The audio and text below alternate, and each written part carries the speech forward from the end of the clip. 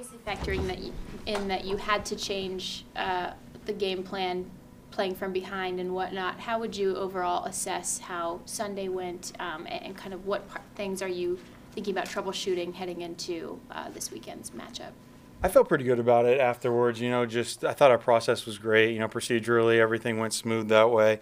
There were some plays that we could have made probably early in the first half, and then in the second half, we moved the ball pretty consistently. It was just the turnovers that really hurt us. The one in the first quarter or second quarter, I'm sorry, early second quarter, and then obviously the first drive of the third quarter. We have two chunk plays, and then the sack fumble. So that. And then, as you said, it's late third quarter and we're down 20. So you got at that point you have limited number of possessions. You got to try to kind of play as fast as you can, and that's where obviously you look at the numbers. You say I'd like to run the ball more, but then the situation you're in, and I don't know how much you can really change. Scott, on that first drive when you three different guys carried the ball on 3 consecutive plays, was that something? And then you kind of went away from that in other parts of the game. Was that something that you would plan to come back to, or is that just something you were testing out? There were just some different plays that we wanted to take a look at. The first play was just a regular play that we've run, all season. The second one, we've done not too much with Reggie and Christian in there together, but just want to look at that. And then, just with Curtis, he's an explosive player, and as much as we can get him the ball. So just trying to find, different ways to do that. We gave him 3 carries, and he had 17 yards.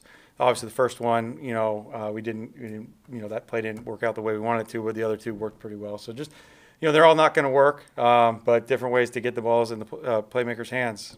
Scott, what can you do to give Dennis Daly a little more help, and is that something? We do. I mean, we try to help our edges as much as we can. Obviously, Taylor's a more experienced player, so we're going to try to help the left side. You can't always do it, whether or not they're bringing people inside and guys are going to get singled up.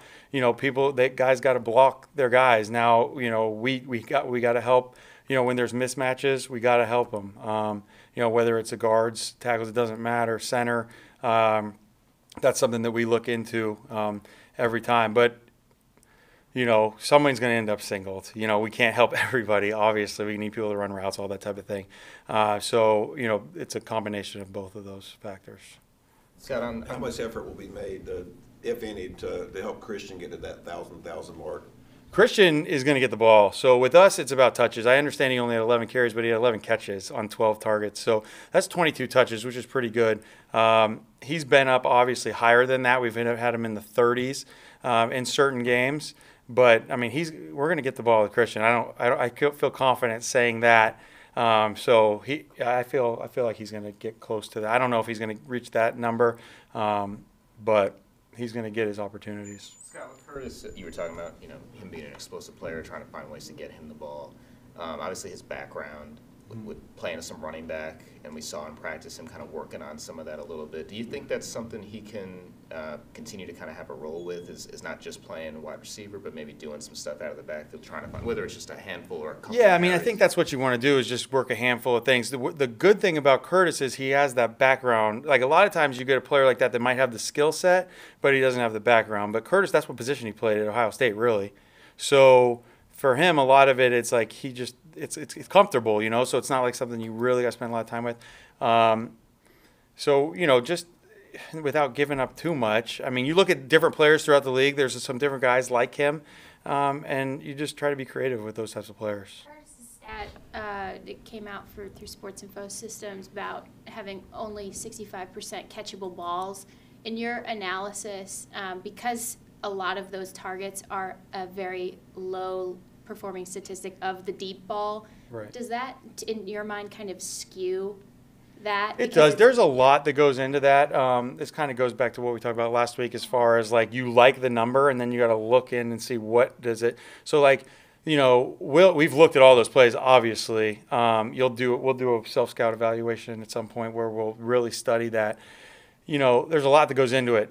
Maybe the protection was breaking down. The quarterback couldn't get the throw as much as he wanted. The ball wasn't placed, obviously. He missed the throw. That happens.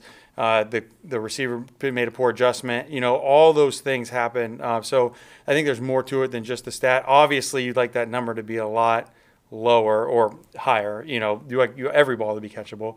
But that is obviously something we gotta look into with him. How would you assess Ian's day? Obviously, was able to be more productive than he's been in the past with Greg out. Ian's like a lot of our young players. He had some good, and then he had some bad. There's some catches that he's got to come up with. There's some blocks he's got to be more physical on. But he flashed. Obviously he's got a skill set, he's got speed. But he's got to play. I think he would tell you, and I told him myself, so I don't feel uncomfortable saying this. He's got to play better. His capabilities are better than what he showed, and that's what we got. I mean, there's a lot of young guys out there, and they'll make a good play here and there, and then all of a sudden it's a bad play. And when you have everyone, you say, hey, he had a pretty good game, but he had one or two bad plays. Well, that collection of one or two bad plays, that ends up being not a very good game. Scott, understanding where your priorities are team-wise and such, but would it be kind of cool to try to get Christian that 1,000 opportunity, which has been so rare? Yeah, obviously, individual records are great, and with us, I think the thing is, like kind of said earlier, I mean, we know Christian is the guy in this offense, so it's not hard. It's not like we got to come up with ways to get him the ball. I mean, he's going to be. Our offense is going to go through him, and then obviously we get the ball to the other guys as well. So, it's not like we can do more to get him the ball. Is basically what I'm saying. I mean, we're putting the offense through him. What have you seen teams do to try to combat him most commonly?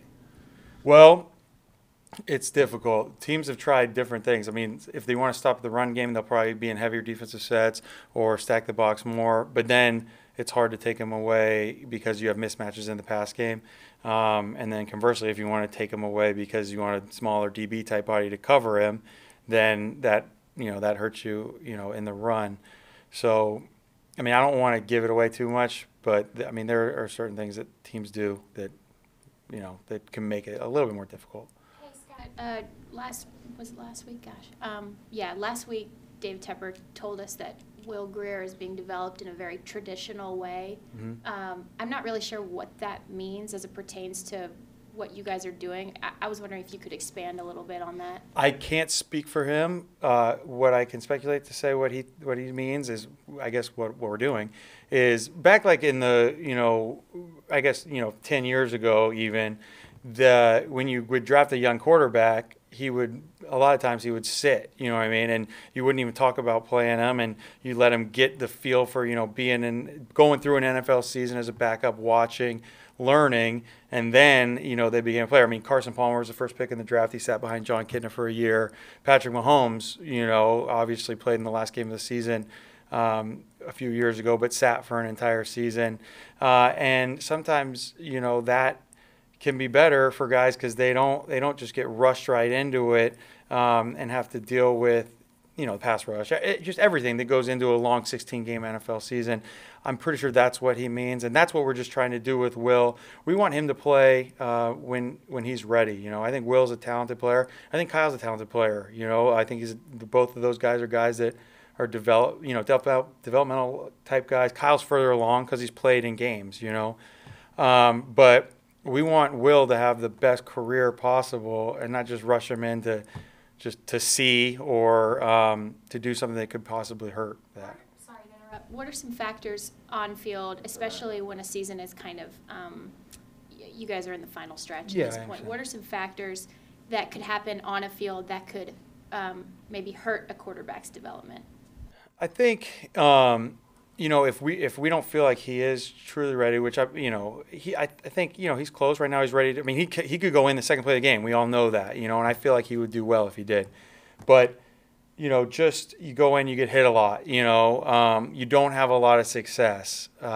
Those types of things can sometimes have a negative effect on the development of a quarterback. Are those things happening to Kyle right now? I mean, I think we've had issues, at times. I mean, you look at the game, we talked about, obviously, the sack fumble. There's been pressure. And then there's also been issues where Kyle's got to get the ball out of his hand, too. So it's a combination of factors. These hits and so forth that you referred to as potentially with Will, are you seeing an adverse effect on Kyle's development? I don't think so. Kyle's a pretty resilient guy, and he's showed that he's handled it. I think in games at times, if you get sometimes it happens early in games, And then as the game goes on, later you see him holding onto the ball or kind of leaving the pocket early when he doesn't need to. I think you'll find those effects, but you can see those effects from really any quarterback if those things are happening too. That's the hardest thing about playing quarterback is standing in there and throwing the ball while people are hitting you. Scott, what can you tell us about Cam's surgery? So I know he had surgery. I texted him and just told him, I hope he's feeling well, everything like that. Other than that, really everything that Perry said. I don't know any more than that. On that note, though, about Cam, I just wanted to, mention, and as you guys already know, but congratulate him on the Walter Payton Man of the Year. I think it just speaks to the type of person he is, the type of things he's done for this community. We miss him we've seen him. He's been here with the rehab and stuff, but just the day-to-day stuff, we miss him being around, just on a personal level, not even talking about football. So just wanted to acknowledge that. I think it's pretty cool. Any sense on a timetable? No, I don't. Just what Perry said. Cool. Thanks, guys. Good. Thanks, guys.